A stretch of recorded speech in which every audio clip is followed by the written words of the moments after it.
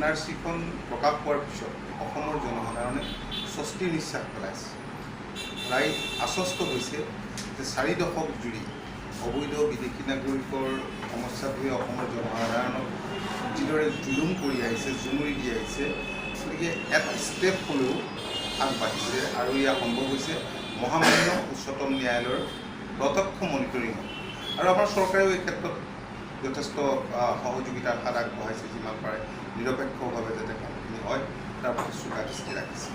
এতিয়া মূল কথা হ'ল ইয়াৰ লগত প্ৰাসংগিক কেইটামান বিষয় আছে। আজি NRC-খন ড্ৰাফ্টটোলত 40 লাখতকৈও অধিক মানুহৰ নাম আহিছে। এতিয়া মূল কথা হৈছে যে চিটিজেনশ্বিপ এমেণ্ডমেণ্ট বিল যিখন সংসদত আহোঁ আহোঁ হৈ আছে, আজি বহুদিন ধৰি যিটো বিষয় চৰ্চা হৈ আছে, আৰু ইয়াৰ উপৰিও বিদেশীৰ সংশোধনী নিৰ্দেশ 2015, পাৰপত্ৰ সংশোধনী নিয়ম 2015,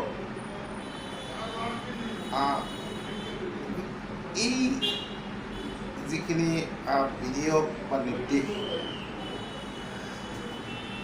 এইখিনি যদি বাহাল থাকে তেতিয়াহ'লে নিশ্চিতভাৱে NRC অপ্ৰাসংগিক হৈ পৰিব। আৰু NRCৰ উন্নীতকৰণৰ যিটো মূল লক্ষ্য, ইয়াৰ সম্পূৰ্ণ পৰিপন্থী এইবিলাক।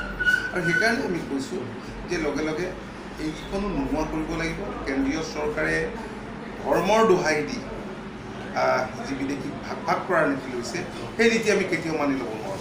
আমাৰ কথা হ'ল 1971 চনৰ 25 মাৰ্চৰ আগত যি অসমত অনুপ্ৰৱেশ ঘটিছে, সেইসকলক ৰাখি তাৰ পিছত অহাসকলক চিনাক্তকৰণ কৰি বহিষ্কাৰ কৰিব লাগে। এয়া হৈছে আমাৰ